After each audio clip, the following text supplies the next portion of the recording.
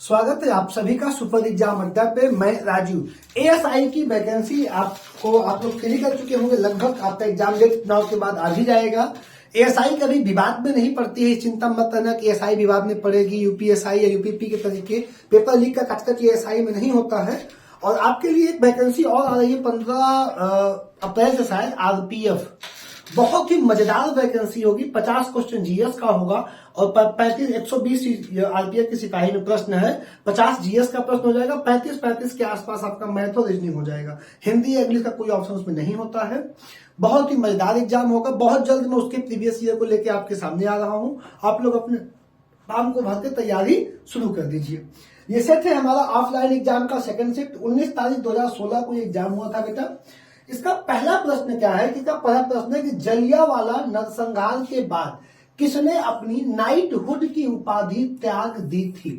ठीक, जलियांवाला नरसंहार बच्चे को पता है। डेट आपकी क्या है? 13 अप्रैल 1919, ये आपकी डेट हो जाएगी। अब यहाँ पे मामला क्या है? क्या लगभग लोगों को पूरी कहानी पता है? डॉक्टर सत्यप्रकाश किचलू और जो भी प्रक्रिया है पूरी। अब उसमें गोली मारने का आदेश किसने दिया, या हर एक लाइन क्वेश्चन बनी। जलियांवाला बहुत इंपॉर्टेंट प्रश्न, नो डाउट। अब इसमें जो प्रश्न है कि रविन्द्रनाथ, अब भाई नाइटहुड उपाधि किसकी थी? अब 3 लोगों ने उपाधियां छोड़ी थी। टोटल कितने लोगों ने? 3 लोगों ने उपाधियां छोड़ी थी। रविन्द्रनाथ टैगोर ने अपनी नाइटहुड की उपाधि छोड़ी थी। महात्मा गांधी ने कैसरे हिंद की उपाधि छोड़ी थी। महात्मा गांधी ने किसकी उपाधि छोड़ी थी? कैसरे हिंद की। और एक व्यक्ति थे शंकर नायर, जो वायसराय की कार्यकारिणी से त्याग पत्र दे दिए थे। तो ये 3 लोग थे जो क्या किए थे? अपनी उपाधियां और अपनी काम छोड़ दिया था। तो यहाँ पे आपका सही उत्तर हो जाएगा रविन्द्रनाथ टैगोर। ठीक, अगला प्रश्न क्या है? यह अनुमान लगाया है कि भारत के निर्यात का ग्राफ अगले कुछ वर्षों में तेजी से ऊपर की ओर जाएगा। कोई संस्था है, मुझे नहीं पता, अभी तक का जो प्रश्न समझ में आया है, कोई एक संस्था है वह कह रहा है कि यह अनुमान लगाया है कि भारत के निर्यात का ग्राफ, निर्यात तो सब लोग समझ रहे हो, सामान को बाहर भेजना। निर्यात का ग्राफ अगले कुछ वर्षों में तेजी से ऊपर की ओर जाएगा। निर्यात में इस तरह की तेजी किसकी उपस्थिति के कारण अपेक्षित की जाती है? निर्यात में इस तरह की तेजी किसकी उपस्थिति के कारण की जाती है? भारतीय सामान के उत्पाद उन्माद के लिए, लागत कुशलता के लिए, कोई मतलब नहीं, आसान उपलब्धता के लिए, तीनों का लगन। निर्यात में कोई मतलब नहीं है। सबसे इंपॉर्टेंट है विदेश व्यापार नीति। यहाँ पे जो आपका सही उत्तर बनेगा वो बनेगा विदेश व्यापार नीति। आपका ऑप्शन डी बिल्कुल सही उत्तर हो जाएगा। अगला जो हमारा प्रश्न है, रिजर्व बैंक के गवर्नर रघुराम राजन प्रतिदिन कहाँ के कार्यालय में जाते हैं? अगर यही प्रश्न तुमसे पूछ ले कि आरबीआई का कार्यालय कहाँ है, तो अब ना तो आरबीआई का कार्यालय कोलकाता में है, ना नई दिल्ली में है, लेकिन मुख्य कार्यालय नई दिल्ली में भी नहीं है और बेंगलुरु में भी नहीं है। बैंक में 1-2 बार ये प्रश्न आया है कि आरबीआई का गवर्नर उसके किस कार्यालय में बैठेगा, या आरबीआई का प्रमुख या मुख्य कार्यालय कहाँ पे है। तो आरबीआई का मुख्य कार्यालय भैया मुंबई में है। कहाँ पे है? मुंबई में है। जहां पे कौन बैठता है? गवर्नर बैठता है। कहाँ पे कार्यालय हो जाएगा? ऑप्शन सी, भारतीय रिजर्व बैंक बिल्डिंग मुंबई, आपका यहाँ पे सही उत्तर हो जाएगा। अगला प्रश्न, निम्न में से कौन सा एक शहर वाला देश है? Singapore, Bahrain, Cambodia, Argentina. अब यहाँ पे तुमसे प्रश्न पूछ रहा है कि कौन सा ऐसा देश है जिसके पास गांव की उपलब्धता 0 है या है ही नहीं। तो यहाँ पे बेटा सिंगापुर एक ऐसा देश है जो मलेशिया से अलग हुआ है। आप मैप में दक्षिण एशियाई देश में जाएंगे, आसियान में जाएंगे, दक्षिण पूर्व एशियाई में जाएंगे, आसियान में, तो वहां पे मलेशिया के नीचे, पहले मलेशिया का हिस्सा था, मलेशिया से अलग हो गया, और इंडोनेशिया के ऊपर मलक्का जल संधि इसी के बीच, इसी के पास में स्थित है। ये कौन सा हो जाएगा? सिंगापुर। यह एक द्वीपीय देश है। कैसा देश है? द्वीपीय देश है। और सिंगापुर को अंतरराष्ट्रीय व्यापार का चौराहा भी कहा जाता है, क्योंकि जितने भी देश जितने भी जहाज रूस से, जापान से, चाइना से भारत की ओर आते हैं या हिंद महासागर में आते हैं, वो सब मलक्का जल संधि से आते हैं। तो यहीं पे रुक के वो अपना क्या करते हैं? अपना तेल का काम, खाना पानी, नाश्ता करते हैं। इसलिए इसका विकास बहुत ज्यादा तेजी से होता है। आपका अगला प्रश्न क्या होगा?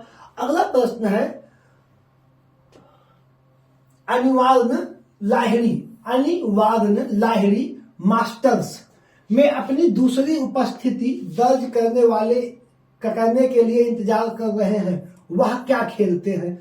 इस प्रश्न को डायरेक्ट तुमसे तो नहीं पूछा कि अनिवार्य लाहिड़ी किस खेल के खिलाड़ी हैं। अगर यही डायरेक्ट तुमसे पूछ लेता तो कोई मतलब ही नहीं था इतनी कहानी का, लेकिन तुमको कंफ्यूज करने के लिए इसने प्रश्न पूछा कि अनिवार्य लाहिड़ी मास्टर्स में अपनी दूसरी उपस्थिति दर्ज करने के लिए इंतजार कर रहे हैं वह क्या खेलेंगे। यह बेटा खेलते हैं गोल्फ। आप देखोगे गोल्फ की स्टिक से एक बाल को एक लंबे मैदान के उसमें डाला जाता है, यह क्या है गोल्फ आपका हो जाएगा। और ये खेलते क्या है बेटा, गोल्फ खेलेंगे। ठीक, अगला जो हमारा प्रश्न है, इलाहाबाद में प्रत्येक वर्ष में 2 से 7 फरवरी तक पर्यटन विभाग सांस्कृतिक और प्राकृतिक विरासत के माध्यम से एक उत्सव का आयोजन करता है। यह उत्सव कौन सा है। 2 से 7 फरवरी तक पर्यटन विभाग सांस्कृतिक द्वारा लोक नृत्य महोत्सव, सांस्कृतिक महोत्सव, योग महोत्सव या होली महोत्सव, ये बेटा क्या हो जाएगा, योग महोत्सव का आयोजन करता है। कहाँ पे, इलाहाबाद में 2 से लेके 7 फरवरी के बीच में, 2 से लेके 7 फरवरी के बीच में करता है। कहाँ पे, इलाहाबाद में किया जाता है। किसके द्वारा, संस्कृति और प्राकृतिक विरासत के माध्यम से। अगला प्रश्न है, खाद्य श्रृंखला में किसको भोजन से कम ऊर्जा मिलती है। खाद्य श्रृंखला में किसको भोजन से कम ऊर्जा प्राप्त होती है। आपका ऑप्शन यहाँ पे दिया है, पहला है घास, दूसरा है टिड्डा, तीसरा है मेढक और चौथा है सांप। तो किसको भोजन में कम से कम ऊर्जा प्राप्त होती है। घास को कौन खाएगा, ये प्राथमिक हो जाएगा, स्वपोषी, ये द्वितीयक हो जाएगा, ये तृतीयक हो जाएगा, ये भी तृतीयक में जाएगा। ठीक, अब सांप को सबसे कम ऊर्जा मिलेगी। किसको सबसे कम ऊर्जा मिलेगी, सांप को। और सबसे ज्यादा ऊर्जा किसको मिलेगी, टिड्डे को। ठीक, सबसे ज्यादा ऊर्जा किसको मिलेगी, टिड्डे को मिलेगी। और सबसे कम ऊर्जा किसको प्राप्त होगी बेटा, सबसे कम ऊर्जा मिलेगी सांप को। और ऑप्शन बी आपका क्या हो जाएगा, बिल्कुल सही हो जाएगा। अगला प्रश्न है, हृदय रोग विशेषज्ञ ने डाट का रिकॉर्ड दर्ज करने के लिए रोगी पर ईसीजी किया। ठीक, क्या किया, ईसीजी किया। डाट रिकॉर्ड करने के लिए क्या किया, ईसीजी की जांच की। ईसीजी की जांच क्यों की जाएगी, हृदय की गति नापने के लिए, शरीर में संचित हो रहे रक्त को नापने के लिए, हृदय के आवेश का प्रवाह नापने के लिए, वेंट्रिक्युलर की धड़कन का दर नापने के लिए। तो हृदय की गति नापने के लिए ईसीजी किया जाता है। ऑप्शन ए आपका क्या हो जाएगा, बिल्कुल सही उत्तर यहाँ पे हो जाएगा। अगला जो प्रश्न है, विश्व की पहली electric car Tesla model 3 sedan के संस्थापक निम्न में से कौन है। विश्व की पहली इलेक्ट्रिक कार टेस्ला मॉडल 3।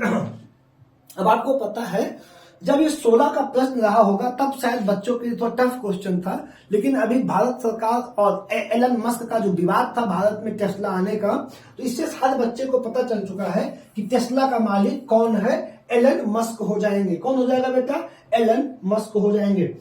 अगला जो हमारा प्रश्न है, पुष्प पौधों में युग्मनज का निर्माण डाट के अंत में होता है। पुष्प पौधों में युग्मनज का निर्माण के अंत में होता है। किसके अंत में होता है, परागण के अंत में होता है, बीजा निर्माण के अंत में होता है, निषेचन के अंत में होता है या अंकुरण के अंत में होता है। तो पौधों में युग्मनज का निर्माण बेटा निषेचन के बाद शुरू होता है।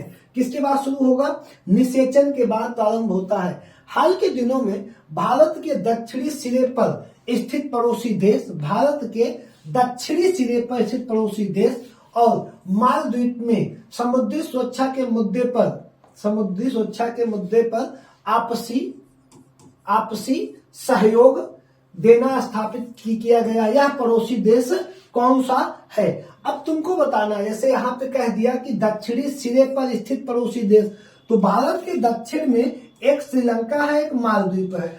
उसने दूसरे का नाम तुम्हारे सामने ले लिया है कि मालदीव ये है, तो बचा कौन, श्रीलंका। यहाँ पे तुमको किसको टिक कर देना है, ऑप्शन सी श्रीलंका आपका बिल्कुल सही उत्तर हो जाएगा। अगला जो प्रश्न है, भारत की स्वतंत्रता के पश्चात शीघ्र ही किस भारतीय नेता ने रियासतों को भारत में शामिल होने के लिए राजी किया। बिपिन चंद्र पाल, गांधी, नौरोजी वल्लभ भाई पटेल। ठीक, स्वतंत्रता के बाद शीघ्र ही किस भारतीय नेता ने रियासतों को, जो 3 रियासतें हैं, हैदराबाद, जूनागढ़, जम्मू कश्मीर, रियासतों को भारत में शामिल होने के लिए राजी किया? सरदार वल्लभ भाई पटेल। ऑप्शन डी आपका बिल्कुल सही उत्तर हो जाएगा। अगला जो प्रश्न है, निम्नलिखित में से कौन सा एक सॉफ्टवेयर नहीं है? एक्सेल, एमएस वर्ड, विंडोज या थंब ड्राइव। तो एक्सेल भी सॉफ्टवेयर है, विंडोज सॉफ्टवेयर है, एमएस वर्ड भी सॉफ्टवेयर है, लेकिन थंब ड्राइव कोई सॉफ्टवेयर बेटा नहीं है या कोई सॉफ्टवेयर नहीं है। ठीक, आपका उत्तर बन जाएगा निम्न में से कौन सा संग्रहण के आकार में छोटे से बड़े क्रम में सही है? ये शायद तीसरी, चौथी या पांचवी बार मैं रिपीट कर रहा हूं। आप सबको यहां पे क्या दिया है? केबी, किलो, मेगा, गीगा, पेटा, टेरा। अब जहां पे पेटा दिया है ये होता है पेरा, थोड़ा सा गलत होगा, पेराबाइट होता है, पेरा। अब यहां पे टेरा है, टीबी के बाद पीबी होता है, टेराबाइट फिर पेराबाइट। यहां पे जीबी है, यहां पे पेटा है और यहां पे पेटा है। तो दो ऑप्शन में कोई एक सही होगा, लेकिन अब आपको पता है सबसे छोटा में बिट आएगा। यहां पे बिट का कोई गेम नहीं है, गेम शुरू हो रहा है केबी का। कहां शुरू हो रहा है? केबी का। केबी, केबी के बाद एमबी, एमबी के बाद जीबी, जीबी के बाद टीबी और टीबी के बाद पीबी।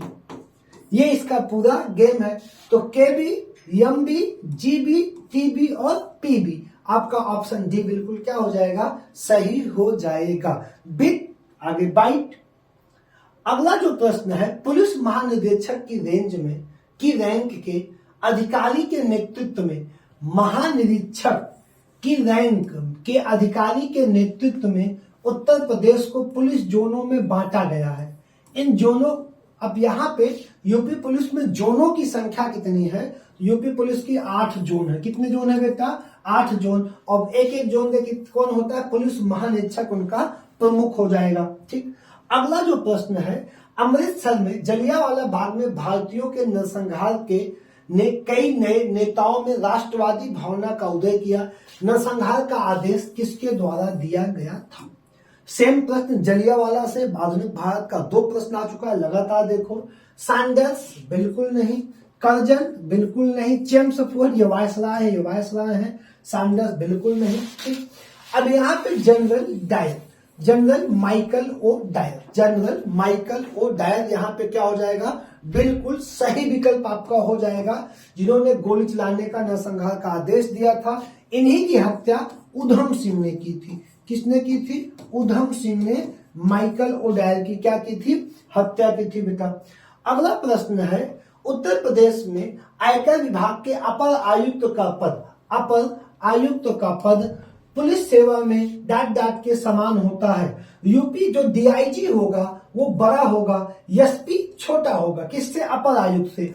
आईजी का जो पद होगा बेटा, आईजी का पद किसके समान होगा? इनकम टैक्स के अपर आयुक्त के समान आईजी का पद होता है। अगला जो हमारा प्रश्न है, प्राचीन भारतीय संस्कृति और सभ्यता के प्रतीक निम्नलिखित शहरों से किसके अवशेष पाकिस्तान में है? प्राचीन भारतीय संस्कृति और सभ्यता के प्रतीक निम्नलिखित शहरों में किसके अवशेष पाकिस्तान में है? हड़प्पा, मोहनजोदड़ो, कालीबंगा। अब आप अगर इसको तो मैं बहुत बार सबको पढ़ा भी चुका हूं और आप समानता बता सकते हैं कि ये दोनों आपका हो जाएगा पाकिस्तान में और ये हो जाएगा आपका राजस्थान में। तो ऑप्शन ए बी सही, मतलब ए और बी, ऑप्शन बी में आपका ऑप्शन है बिल्कुल सही हो जाएगा। अगला प्रश्न है, हमारे देश के 2 राज्यों की राजधानी है। हमारे देश के 2, ये प्रश्न दूसरी या तीसरी बार है अगर आप पूरी सीरीज देख रहे होंगे। तो चंडीगढ़ पंजाब की और हरियाणा की क्या है? राजधानी है। ये केंद्र शासित प्रदेश 2 राज्यों की क्या है? राजधानी हो जाएगी। अगला प्रदेश है, पहली बार भारत के बाहर से आने वाले और भारत में बसने वाले कौन थे? पहली बार मतलब प्राचीन भारत का इतिहास, और प्राचीन भारत के इतिहास में तुमने वैदिक काल पढ़ा है। वैदिक काल की स्थापना आर्यों ने की थी जो मध्य एशिया से आए थे। यहाँ पे तुम मुगल, अफ्रीकन, अंग्रेज नहीं लगाओगे, आर्य लगाओगे, क्योंकि पहली बार वो पूछ रहा है। आर्य यहाँ पे सही ऑप्शन हमारा सही हो जाएगा। 2011 की जनगणना के अनुसार विश्व की 7 अरब मानव जनसंख्या में से 7 अरब मानव जनसंख्या में से भारत की जनसंख्या कितनी है। 11 की जनगणना अगर हम तुमको बता दें तो 11 में 1.25 अरब आपके आसपास ऑप्शन था हमारा, 1 अरब 30 करोड़, और यहाँ पे वही लगभग है 1.2 अरब से थोड़ा अधिक ऑप्शन भी तुम्हारा, क्योंकि 16 का ये पेपर है और 11 का, अभी भी हम 11 की ही जनगणना पे पेपर दे रहे हैं, आप लगातार देख रहे होंगे। तो आपका क्या हो जाएगा, ऑप्शन बी बिल्कुल सही उत्तर हो जाएगा। अगला जो प्रश्न है वह है कि जीडीपी की वृद्धि दर हमारी अर्थव्यवस्था का सूचक है।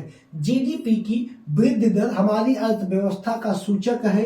जीडीपी का पूर्ण रूप क्या होता है? जीडीपी का पूर्ण रूप क्या होता है? अब आपको बताना है ग्रॉस डोमेस्टिक प्रोसेस नहीं, जनरल नहीं, gross domestic product. Gross domestic product आपका ऑप्शन डी बिल्कुल सही उत्तर होगा, जो जीडीपी की फुल फॉर्म को बता रहा है। अगला जो प्रश्न है, इनमें से कौन सा उत्तर प्रदेश का पारंपरिक शिल्प नहीं है? काथा टाके, जरोदारी, चिकनकारी व संगमरमर पे जड़ना।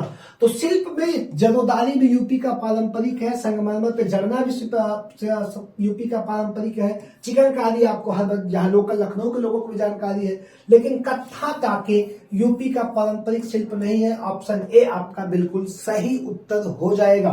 ठीक, अगला जो प्रश्न है, एक भारतीय प्रबंध संस्थान यूपी में है, यह डाट में स्थित है। एक भारतीय प्रबंध संस्थान यूपी में स्थित है, यह कहाँ स्थित है? प्रबंध संस्थान इलाहाबाद में स्थित है, वाराणसी में स्थित है, कानपुर में स्थित है या लखनऊ में स्थित है? तो भारतीय प्रबंध संस्थान आपका लखनऊ में स्थित है। कहाँ पे स्थित है? लखनऊ में स्थित हो जाएगा। निम्नलिखित में से कौन सी एक व्यापारिक फसल नहीं है? आपको बताया था कि भैया जूट व्यापारिक फसल है, कपास व्यापारिक फसल है, कोको व्यापारिक फसल है, लेकिन बाजरा व्यापारिक फसल नहीं है, क्योंकि बाजरा को आप काट के घर लाएंगे। इन फसलों की कोशिश ये होती है कि वहीं से काट के वहीं बेच दिया जाए। ठीक, अगला प्रश्न है, गिनीज वर्ल्ड रिकॉर्ड और एशिया बुक ऑफ रिकॉर्ड दोनों में निम्नलिखित में से एक को भारतीय भाषाओं में सबसे अधिक संख्या में गीतों के रिकॉर्डिंग के लिए मान्यता दी गई है। अब यहाँ पे लता मंगेशकर, आशा भोसले, पी सुशीला या श्रेया घोषाल आपके ऑप्शन में है। तो ये क्या आप क्वेश्चन फिर समझ लोगे? 99% बच्चे यही मार्क के गलत करके आए हैं। गिनीज वर्ल्ड रिकॉर्ड और एशिया बुक ऑफ रिकॉर्ड में दोनों में निम्नलिखित में से एक को भारतीय भाषाओं में सबसे अधिक संख्या में गीतों की रिकॉर्डिंग के लिए मान्यता दी गई है। पी सुशीला को, किसको दी गई बेटा? पी सुशीला को मान्यता दी गई। यहाँ पे आप लता मंगेशकर की गलती मत करके आना। अगला प्रश्न है, वेदों में सबसे प्राचीन वेद कौन सा है? तो वेदों में सबसे प्राचीन वेद बेटा ऋग्वेद का होगा। दूसरा, इसके बाद आप जब आएंगे तो प्राचीन वेद में, फिर आप यजुर्वेद पे जाएंगे, फिर आप सामवेद पे जाएंगे, फिर आप अथर्ववेद पे जाएंगे। इसका आपका सही ऑप्शन हो जाएगा ऋग्वेद। क्या ऑप्शन सही हो जाएगा? ऋग्वेद बिल्कुल सही आंसर होगा। अगला प्रश्न है, मैं दीवार पर मारने के लिए एक गेंद फेंकता हूं और वह वापस मेरे पास आ जाती है, यह किसका उदाहरण है? हम जो ताकत लगा रहे हैं वही ताकत हमको पलट के फिर आ गई।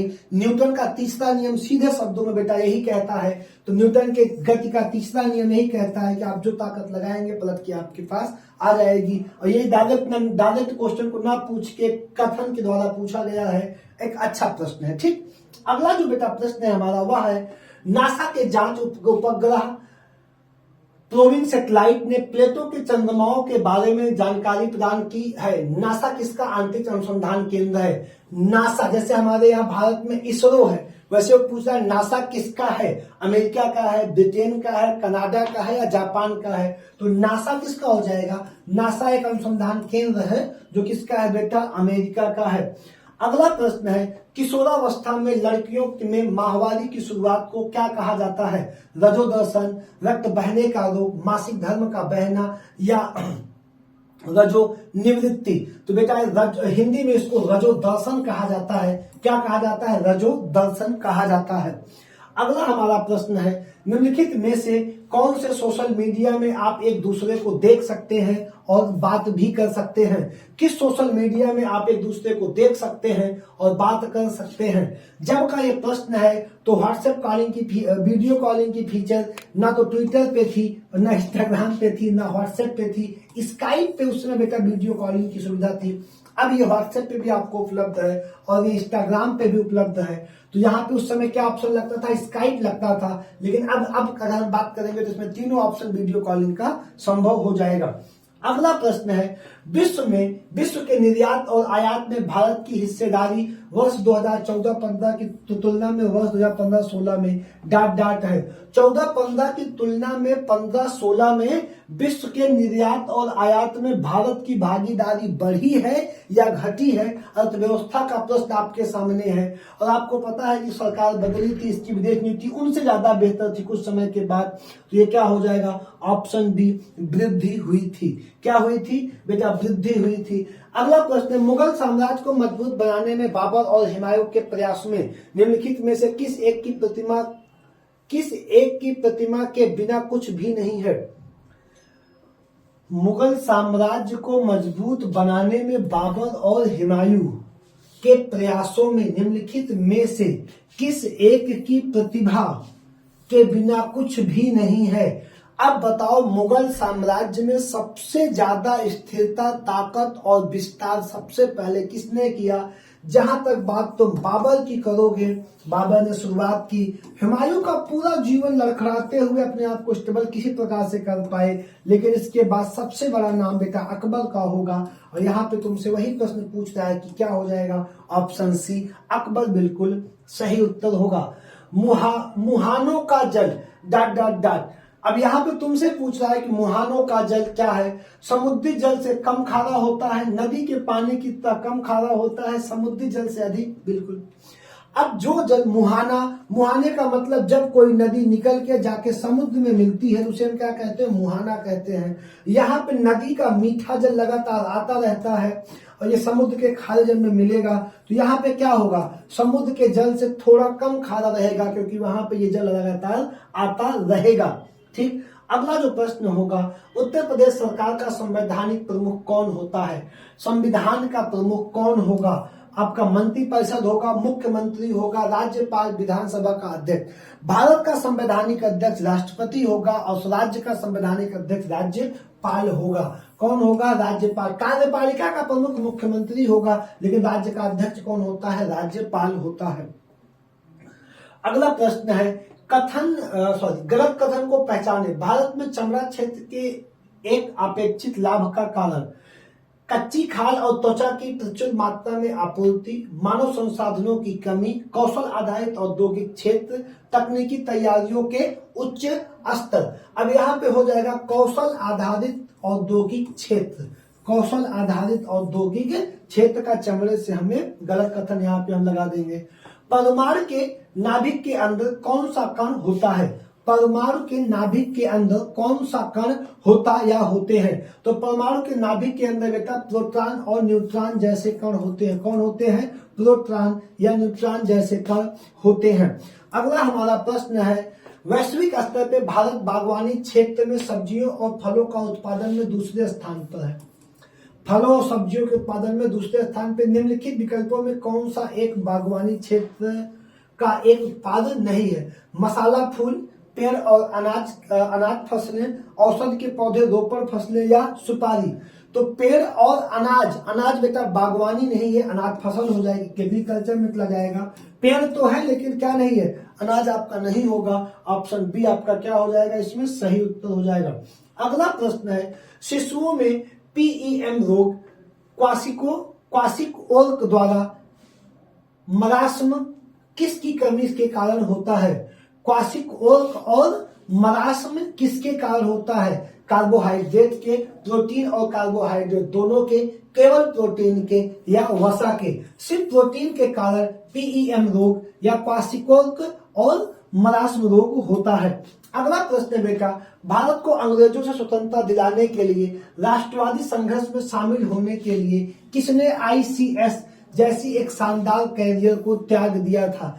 आईसीएस को भारत में सबसे पहले क्वालिफाई सुभाष चंद्र बोस ने किया और इन्होंने ज्वाइन न करके त्याग पत्र दे दिया। तो यहाँ पे आईसीएस सबसे पहले कौन थे? सुभाष चंद्र बोस हो जाएंगे। इस प्रकार ये सेट 40 प्रश्नों का है, आपका सेट समाप्त हुआ। और मेरा एक ही विकल्प होता है, एक ही ऑप्शन होता है कि सबसे कम समय में आपके प्रश्नों को मैं खत्म करूं। 2 से 3 दिन में आरपीएफ के भी क्वेश्चन मैं लेके आऊंगा। आरपीएफ एसआई और आरपीएफ सिपाही कांस्टेबल दोनों की पीडीएफ ले आऊंगा। आप अपनी पढ़ाई को मत बंद करें, क्योंकि आपके पास खोने के लिए और कुछ नहीं है और ना कुछ पाने के लिए। इस समय में सबसे अंधकार में अगर आज कोई है तो वो युवा है। उसके ऑप्शन में, उसके दिमाग में कुछ नहीं चल रहा है, ठीक। इसलिए आप अपने घर पे हैं, बहुत ज्यादा कोचिंग की भीड़ पे मत भटकें, जहां पे हैं आप अपनी तैयारी करते रहें। धन्यवाद।